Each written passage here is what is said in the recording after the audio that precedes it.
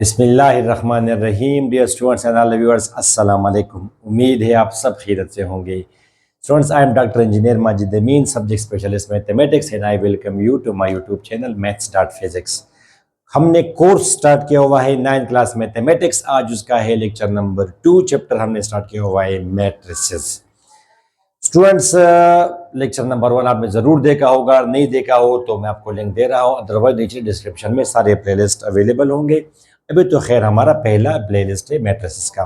ठीक है स्टूडेंट्स, तो लेट्स गेट स्टार्टेड। और आज हम डिस्कस करेंगे 2-3 टॉपिक्स। दो तो आपके सामने है, general representation of matrix and equality of matrices. तो students, let's begin our lecture.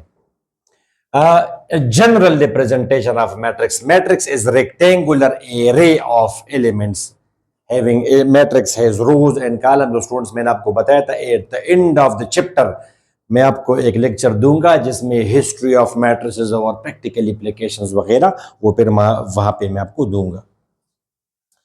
तो स्टूडेंट्स, फॉर एग्जांपल ये एक पार्टिकुलर मैट्रिक्स है, पार्टिकुलर खास, जैसे Pakistan as a particular country, India as a particular country. मगर अगर मैं कहूँ कंट्री कोई सा मुल्क, common noun and proper noun. इस तरह अगर मैं कहूँ for example Donald Trump, he is a particular person. मगर अगर मैं कहूँ बॉय या man, it is a general word. तो अगर ये मैं एक मैट्रिक्स लिखूं, अगर आपको मैं कहूं कि 2/3 मैट्रिक्स लिखे, तो मींस 2/3 मैट्रिक्स ए। तो आपने ये मैट्रिक्स लिखी students, for example 5 9 -1 3, for example students 9 और 7। ये मैट्रिक्स आपने लिखी, but it is a particular matrix. Now immediately a question will arise, why did you right these numbers, why did you start from 5? आपने यहाँ पे 9 क्यों नहीं लिखा, 10 क्यों नहीं लिखा, 5 क्यों लिखा? तो आप जनरल देंगे आंसर। तो generally students, element of matrix को हम matrix of element A, element of matrix ए, सारी ए मैट्रिक्स अगर हो तो एलिमेंट को हम रिप्रेजेंट करते हैं स्मॉल ए से। एंड यहाँ पे we write 2 numbers I J. Students, I हमें शो करता है रो पोजीशन, जे हमें शो करता है कॉलम पोजीशन, एंड आई और जे को हम कंबाइनली कहते हैं स्टूडेंट्स इंडेक्सेस। क्या बोलते हैं students? Indexes. Numbers use to locate to specify positions. एक अगर हो तो इंडेक्स और प्लूरल अगर हो तो इंडेक्सेस। ठीक है स्टूडेंट्स, इंडेक्सेस। तो अब जैसे फॉर एग्जांपल जनरल अगर आप लिखेंगे 2/3 मैट्रिक्स उसने कहा, तो आप ऐसे लिखेंगे स्टूडेंट्स, यहां पे A, this is a matrix, it has 2 rows and 3 columns. अब ये एलिमेंट किस रो में है और किस कॉलम में है? फर्स्ट रो में है और फर्स्ट कॉलम में है, तो we say 1 1। Similarly 1 2, first row second column, first row third column. Students, अगर आप लाइफ में ये देखें, ए टू 1 का मतलब ये होगा कि एलिमेंट ऑफ मैट्रिक्स ए जो कि है सेकंड रो में है और फर्स्ट कॉलम में है। इसी तरह सेकंड रो में है, सेकंड कॉलम में है, और ये एलिमेंट सेकंड रो में है और थर्ड कॉलम में है, तो वी राइट 2 3। तो students, A 2 3 element of matrix A in second row and third column, generally we say A आई जे। ठीक हुआ स्टूडेंट्स? ओके। इस तरह अगर मैट्रिक्स बी हो और आपसे अगर वो कहे कि 3/3 मैट्रिक्स बी, तो फिर आप जाहिर है कि मैट्रिक्स बी के लिए फिर आप स्मॉल बी लिखेंगे, B11 B12 B13 and so on.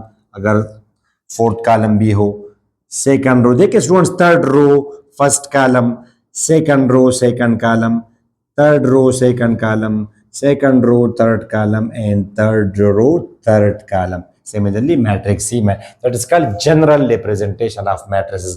अगर मैं आपसे कहूं स्टूडेंट्स कि इस मैट्रिक्स में आप जरा मुझे A12 बताए, A12 की वैल्यू क्या है, तो आप कहेंगे सर 9। A23 की वैल्यू क्या है, तो आप कहेंगे 7। ठीक हुआ स्टूडेंट्स? अब ये एक मैट्रिक्स है, मिसाल के तौर पर ये मैंने यहां पे लिखा 10 -8 5 4, लेट्स से स्टूडेंट 6, और ये मैंने लिखा -2। अब अगर मैं फॉर एग्जांपल आपसे कहूं कि इन दो मैट्रिसेस में लेट से मैंने आपको कहा कि A12 और B23 जरा जमा करे तो क्या आएगा, तो आप कहेंगे A12 आपका यहां पे 9 है और B23 यहां पे -2 है, तो आपका आंसर आ जाएगा स्टूडेंट 7। राइट, समझिए आपको, तो it is called general representation of matrices. Okay students, अब अगर मैं आपसे कहूं, इसी को आप जरा कंटिन्यू करें। फॉर एग्जाम्पल मैं अगर आपसे कहूं, न मैंने रोज का जिक्र किया है न मैंने कॉलम्स का जिक्र है क्या है कि there are how many rows and how many columns. अगर मैं आपसे कहूं स्टूडेंट्स कि एलिमेंट ऑफ, फर्ज करें वो मैट्रिक्स ए है, अगर जिक्र ना किया हो तो जनरली मैट्रिक्स को हम ए ही लेते हैं। फिर element of, let's say students मुझे बताएं एलिमेंट्स ऑफ सेकंड रो, मुझे सेकंड रो का कोई एलिमेंट लिख के दें। Element of second row students, element of second row बिल्कुल नजर आ रहा है, तो आप कैसे लिखेंगे स्टूडेंट्स? वो तो ठीक है, पार्टिकुलर अगर आप कहेंगे तो आप ऐसे कहेंगे, ये है जी सेकंड रो में, ये है जी सेकंड रो में, कॉलम तो 4 जो भी है, तो आप कैसे लिखेंगे स्टूडेंट्स? आप लिखेंगे A to J। अब J students number of columns है, J, ये जी, ये एलिमेंट J की वैल्यू जो भी आप डालेंगे, J की वैल्यू अगर 1 हो तो A21, J की वैल्यू अगर 2 तो आप इस तरह लिखेंगे। ठीक है स्टूडेंट, सिमिलरली अगर मैं आपसे कहूं कि elements of, let's say elements of second column, तो कैसे लिखेंगे? आप लिखेंगे students AI2। Now this is element of second column, J इसमें आप 2 रखें, J AIJ। जैसे आई की वैल्यू 1 हो 2 हो, डिपेंड्स के नंबर ऑफ रोज कितनी है। अगर इसमें फॉर एग्जांपल आई की वैल्यू 1 हो तो ये एलिमेंट अब किस चीज में है स्टूडेंट? सेकंड रो में है, मगर फर्स्ट कॉलम में है, सॉरी ये सेकंड कॉलम में और फर्स्ट रो में है। इसी तरह ये अगर आई की वैल्यू अगर मैं 2 डाल दूं तो ये सेकंड रो में है, सेकंड कॉलम में है। आई की वैल्यू अगर मैं 7 डाल दूं तो ये ऐसे। इस तरह अगर बहुत ही 13 रोज हो तो फिर आप थोड़ा सा हट के लिखे दिस एलिमेंट इन। कभी कभी हम इस तरह डिफरेंशिएट करने के लिए कामा भी डालते हैं ताकि पता चले कि 132 नहीं है बल्कि 13 है, मगर इतनी बड़ी मैट्रिक्स नहीं आती। मैट्रिक, ये मैट्रिक लेवल पे हार्डली 3 by 3 मैट्रिक्स, हार्डली जमा मनफी करते हुए तो खैर, अगर वो 4 कॉलम्स भी अगर आपको दे तो नो प्रॉब्लम। समझिए स्टूडेंट्स आपको? ओके, अब आप जरा आ जाएं इक्विलिटी ऑफ मैट्रिसेस पे। किस चीज पर? इक्विलिटी ऑफ मैट्रिसेस पर। अच्छा स्टूडेंट्स, ये जरा मैं आपको बताना भूल गया कि अगर आप वो कहे कि M क्रॉस N, यानी एक मैट्रिक्स आप लिखे जिसमें M रोज हो और N कॉलम्स हो, तो फिर आप कैसे लिखेंगे स्टूडेंट्स? फर्स्ट एलिमेंट आपका क्या होगा? A11, दूसरा एलिमेंट A12, तीसरा एलिमेंट A13। अब फर्स्ट रो का आखिरी एलिमेंट क्या होगा? आखिरी एलिमेंट इसका होगा students A1N, where N shows total number of columns. जैसे प्रीवियस केस में आई सेट के 2 by 3 मैट्रिक्स लेके तो पहला एलिमेंट A11, दूसरा A12, तीसरा A13, तो ये एलिमेंट आखिर में आएगा। अगर मैट्रिक्स आपकी होती 2 by 4 तो आखिर में यहाँ पे आएगा A14। इस तरह अगर 2 by 5 हो तो आखिर में आएगा A15, यहाँ पे आखिर में N है तो आखिर में आएगा A1N। इस तरह दूसरी रो A21, A22, A23 and so on A2N। अब इसका आखिरी एलिमेंट, कॉलम का आखिरी एलिमेंट क्या होगा? जिस तरह यहाँ पे अगर 2 रोज है तो यहाँ पे क्या आएगा स्टूडेंट्स? A21, A22। समझ आए स्टूडेंट्स आपको? अच्छा, अब अगर यहाँ पे 3 रोज हो तो यहाँ पे आएगा A31, A32 and so on. तो अगर टोटल रोज M है तो यहाँ पे आपका आएगा students AM1, AM2 and so on, यहाँ पे आएगा आपका AMN। प्लीज ये आप नोट करें। ठीक है स्टूडेंट, आपको बताना भूल गया, बाकी आप कंटिन्यू करें अपना लेक्चर। F यानी हम कहेंगे कि दो मैट्रिसेस इक्वल है, to matrices A and B या C and D, to matrices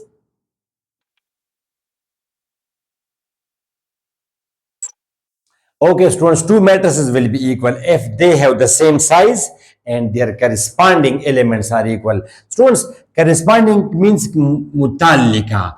मुताल्लिका का मतलब है कि having the same position। Having the same position, जैसे अगर फॉर एग्जाम्पल पाकिस्तान और इंडिया का मैच हो, मिसाल, तो पाकिस्तान का ओपनर कौन है, फॉर एग्जाम्पल ऐसे इमाम उल हक है,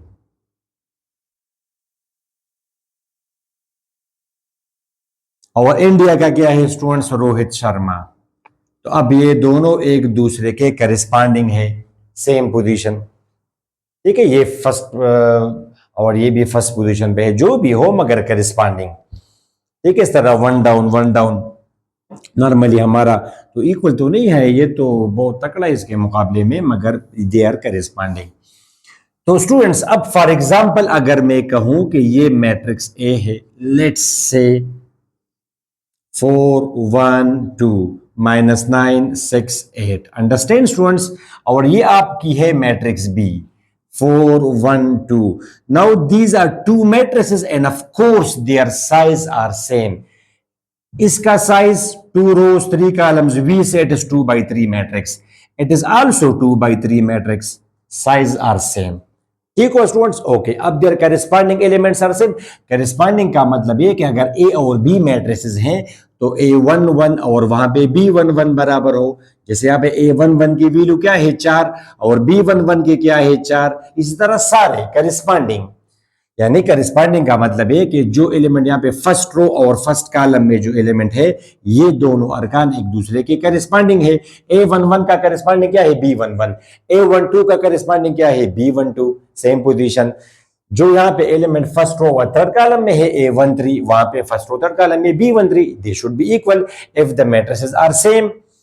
तो स्टूडेंट्स यहाँ पे आप देखें B12 और A12 और B12 बराबर है, A13 और B13 बराबर है, they are corresponding students. A22 B22 A23 B, they are equal. तो V से के matrix A and matrix B are they are same matrices. अब यहाँ पे तो नंबर्स तो आप छोड़े, अगर एक साइन का भी अगर मैं फर्क कर दूं या फिर इसको अगर मैं माइनस कर दूं, now they are not equal, because सब एलिमेंट्स ने सेम होना, सब एलिमेंट्स का सेम होना शर्त है। यहाँ पे तो स्टूडेंट्स अगर आप देखें यहाँ पे शाबाश, A13 क्या है, A13 2 है, B13 क्या है -2, and they are not equal, चाहे तो दे आर नॉट इक्वल। और जाहिर साइज अगर डिफरेंट हो फिर किस तरह सेम है, फिर किस तरह सेम हो सकती हैं दो matrices, how it is possible. ये तो यहाँ पे इसमें इसका करिस्पॉन्डिंग तो यहाँ पे है ही नहीं, ठीक हो। तो दो मैट्रिसेस कब इक्वल होंगी, जब they have the same size and their corresponding elements are same. अब स्टूडेंट्स अब आपको अगर क्वेश्चन दिया जाए, मिसाल के तौर पर आपको अगर क्वेश्चन दिया जाए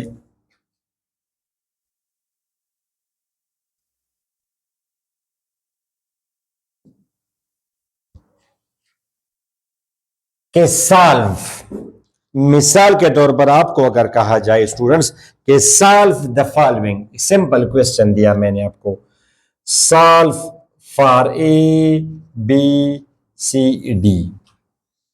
तो यहां पे दो मैट्रिसेस गिवन है students, A+B+B+2C 2C+D 2A-D। Okay students, ये जरा आप सॉल्व करें, जिस तरह के और भी क्वेश्चंस आपको आ सकते हैं। तो अब उसने तो आपको इक्वल मैट्रिसेस दी हैं, ही सेज कि the two matrices are equal, आप सॉल्व करें ABCD। तो स्टूडेंट्स ABCD के लिए सॉल्व करने के लिए चूंकि दो मैट्रिसेस आर इक्वल, तो आप कहेंगे कि their corresponding elements must be same. तो फिर ये A and B are yet to be determined, A और B तो हमने मालूम करने हैं, मगर A और B की वैल्यूज जो भी हो उनको अगर आप जमा करेंगे तो -1 तो आएगा, बिकॉज इक्वल है तो ये और ये बराबर होंगे। तो आप लिखेंगे कि compare both sides, compare both sides. यहां पे स्टूडेंट्स A+B आपका आ जाएगा -1, B+2C आपका आ जाएगा 4, ये इस तरह ये दोनों बराबर होंगे students, 2C+D is equal to 8 and 2A-D is equal to 0, ये दोनों बराबर होंगे। Now actually these are 4 equations and you should know how to solve them, वो एलिमेंट जमा मनफी करके, एलिमिनेशन करके। अब इन दोनों में स्टूडेंट्स A और D, इन दोनों में बी और सी। तो चलिए अगर मैं इस तरह कर दूं, अगर ये दोनों में करूं students, equation 3 plus equation 4, for example students equation 3 plus equation 4 अगर मैं कर दूं, नीचे हम नहीं जा सकते स्टूडेंट्स, यहां पे स्टूडेंट्स अगर आप देखें equation number 3 plus equation number 4, because इन दोनों में I can clearly see that here we have plus D, here is minus D, addition में ये कैंसिल होंगे और सी और ए आ जाएगा। नेक्स्ट इक्वेशन में 8, ये है स्टूडेंट्स 2a, चलिए ए आप इसके बाहर रखे या इधर लेके कुछ फर्क तो नहीं पड़ता।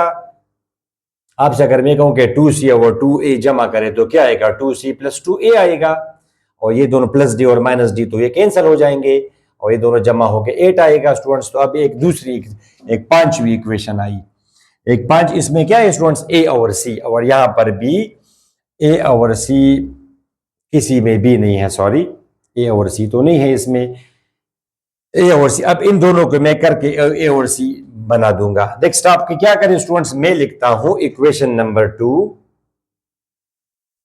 पहले इक्वेशन नंबर 2 है students, b plus 2c is equal to 4 और a प्लस ये b plus 2c is equal to b plus 2c is equal to 4, और वो क्या है a प्लस b, वो equation a plus b is equal to minus 1। तो अब clearly इनको मैंने माइनस करना होगा, equation 2 minus equation 1 we get. तो जब आप माइनस करेंगे because they have same sign, तो ये कैंसिल होंगे, ये क्या आ जाएगा students, minus a plus 2c या 2c माइनस a, एक ही चीज आपका आ जाएगा 5।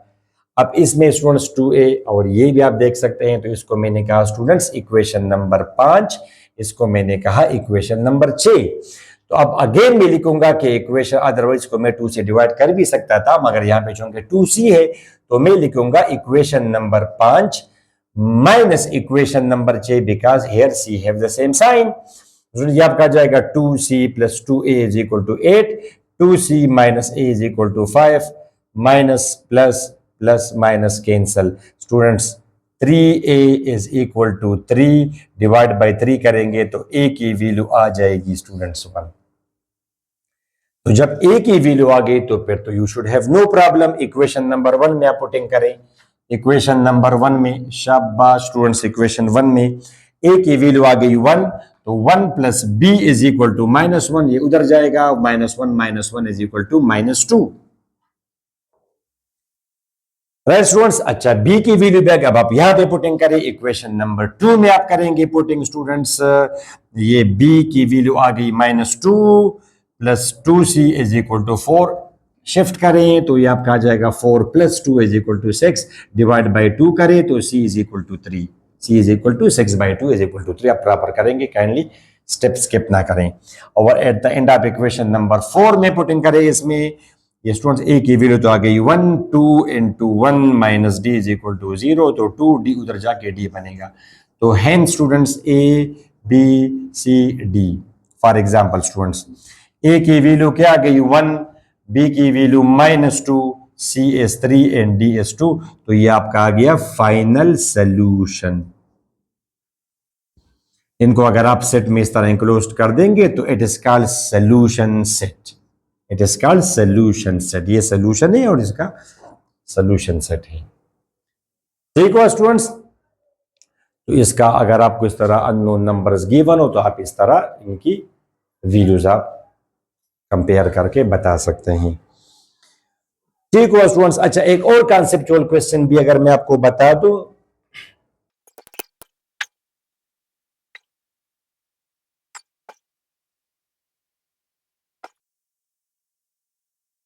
तो स्टूडेंट्स अब आपको मैंने ये दिया और आपको ये मुख्तलिफ ऑप्शंस मैंने दिए students, x comma y solution set, तो ये आपको मैंने दिया फॉर एग्जांपल 1 कामा 2, इसी तरह आप जाते जाए और एक ऑप्शन यहाँ पे आपको गिवन होगा स्टूडेंट्स एम्प्टी सेट। तो ये ना हो कि आप डायरेक्ट बस देखें कि जी ये आप देखें कि एक्स की वैल्यू 1 है और वाई की वैल्यू 2 है, लिहाजा सोल्यूशन सेट इज 1 कामा 2, ऐसा तो नहीं चले। You have to see whether all the elements are satisfied or not.